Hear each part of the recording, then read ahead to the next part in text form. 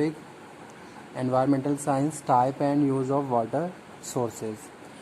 In the previous video lecture we have covered the topic water resources and we have covered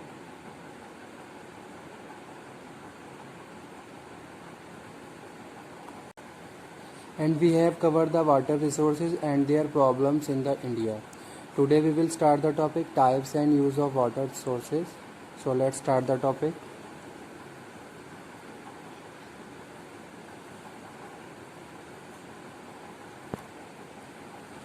water resources are source of water that are potentially useful. Okay, चाहे हम बात करें agriculture की, चाहे हम बात करें house hold की, चाहे हम बात करें रिक्रिएशनल एक्टिविटीज़ की. ठीक है, तो ये सारे क्या है वाटर रिसोर्सेज की जो हेल्प से हम पूरे करते हैं.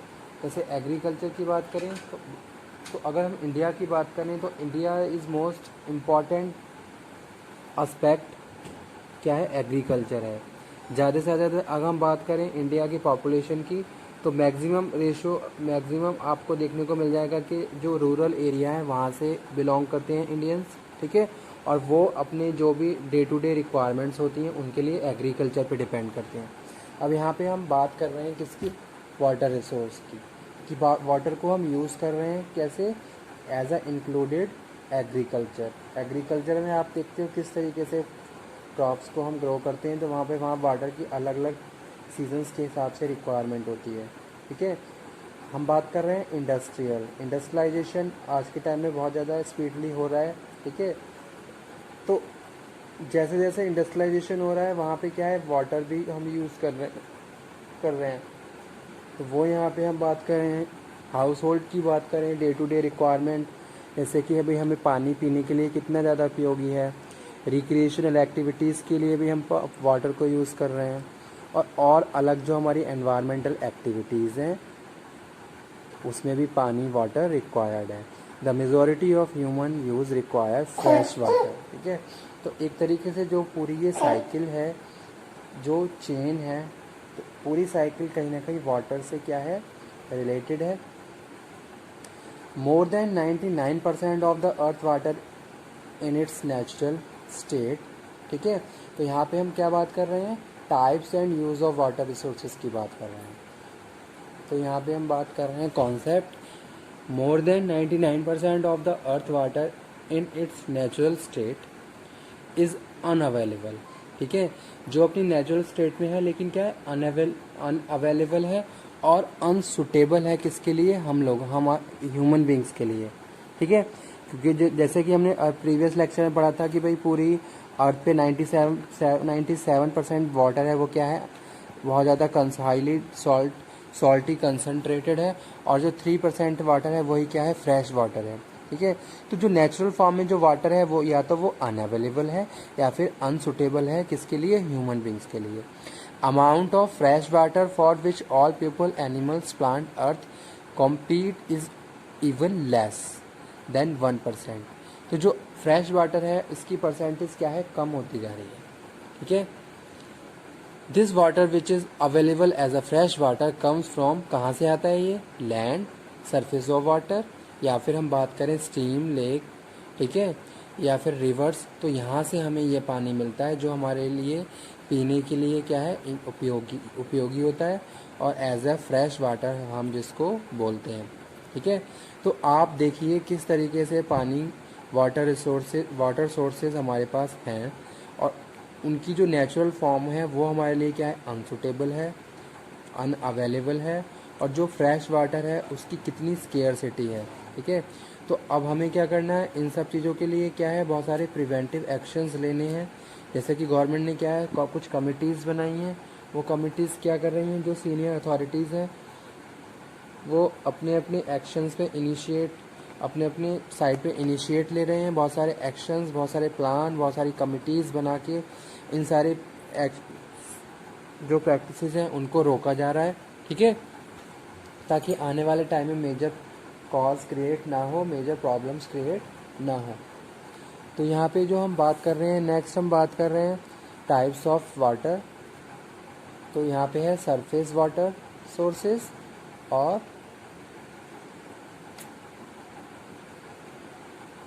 ग्राउंड वाटर सोर्सेज, तो सरफेस वाटर सोर्सेज में हम बात कर रहे हैं sea water, river and streams and natural lake and pond. Surface water resources में हम बात कर रहे हैं most surface water originate directly from the precipitation in the form of rainfall और snow. Ground water from springs and seeps also contribute to flow most of the streams. The various surface water sources along with their characteristics are described as, first one is sea water.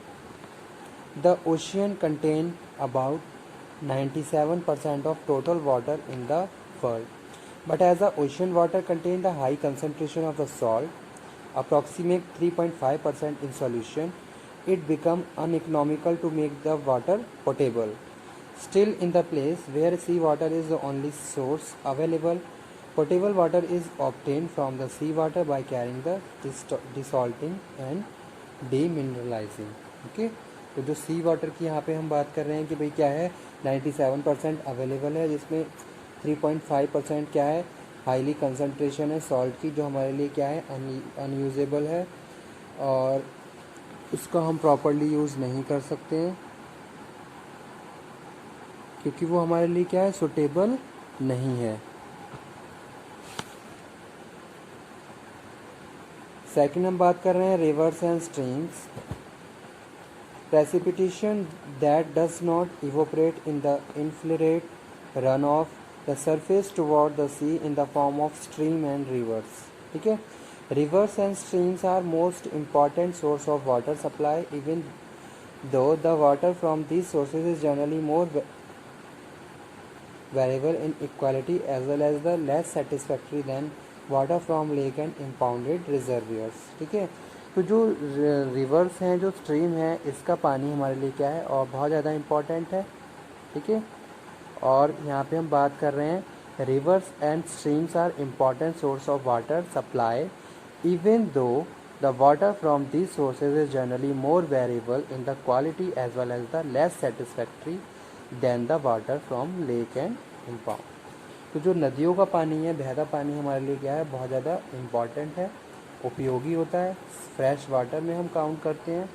Next आ जाते हैं natural lakes and Pond's के बारे में। तो यहाँ पे हम बात कर रहे हैं किसकी, lakes are inland depression that hold standing fresh water throughout the year. ठीक है, तो जो स्टैंडिंग फ्रेश वाटर है पूरे साल यहाँ बना रहता है। पॉन्ड्स आर जनरली स्मॉल, छोटे होते हैं, टेम्परेरी और परमानेंट शैलो वाटर बॉडीज़ होती हैं as their water in much more accessible than ground water और glaciers. They are considered as important source of fresh water supply. तो यहाँ पे हम किसकी बात कर रहे हैं, यहाँ पे हम बात कर रहे हैं नेचुरल लेक्स और पॉन्ड की। तो यहाँ पे जो फ्रेश वाटर है पूरे साल बना रहता है, इसकी सप्लाई प्रॉपर रहती है। ठीक है, और ये अगर हम इनका स्ट्रक्चर काउंट करें तो ये हम इन्हें स्मॉल काउंट करेंगे। Water from these sources is more uniform in quality than water from flowing river and streams. Next यहाँ पे हम बात कर रहे हैं किसकी, आर्टिफिशियल इम्पाउंडिंग रिजर्वियर्स की।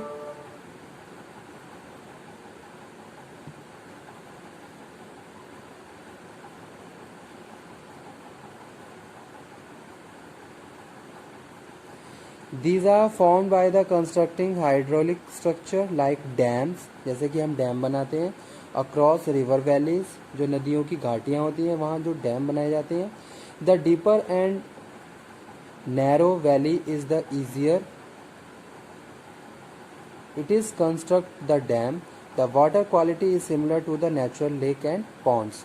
तो फिर हम वहाँ पे क्या करा, हमने जल को इकट्ठा किया और उसके बाद हम उसको डिफरेंट यूज़ के लिए यूज़ करते हैं। जैसे सपोज स्केर्सिटी ऑफ वाटर है तब हम उसको यूज़ करेंगे, या फिर कहीं पे क्या है सूखा पड़ गया तब हम उसको यूज़ करेंगे, या फिर एग्रीकल्चर के लिए इरिगेशन के लिए हम उसको यूज़ कर रहे हैं, या फिर हम इलेक्ट्रिसिटी प्रोडक्शन के लिए उसको यूज़ कर रहे हैं, थर्मल एनर्जी प्रोड्यूस करने के लिए उसको यूज़ कर रहे हैं। तो इस तरीके से हम क्या है आर्टिफिशियली यहाँ पे हम बात कर रहे हैं इम्पाउंडिंग इम्बाउंडिंग रिजर्वियर्स, ठीक है। तो वो यहाँ पे हम बात कर रहे हैं सरफेस वाटर सोर्सेज में। नेक्स्ट आ जाइए ग्राउंड वाटर सोर्सेज। यहाँ पे हम बात कर रहे हैं किसकी, flood. Flood are most common and widespread of the all natural disaster. Flood को हम डिजास्टर में काउंट करते हैं, जैसे कि क्या है, बाढ़ें आ जाती हैं। A flood is defined as the national flood insurance program. इन्होंने जो national flood insurance program USA है, इन्होंने फ्लड को डिफाइन किया as a journal and temporary condition of partial and complete inundation two or more across normally dry and land area of two or more properties. List one which of your property from overflow inland tidal waters, ठीक है, यानी कि overflow of water known as flood. Unusual and rapid accumulation of runoff of surface water from any sources, यानी कि बहुत तेज़ speed से पानी बह रहा है, तो वो हम वहाँ क्या है, एकदम उसको हम एज अ फ्लड की तरह काउंट करेंगे, ठीक है।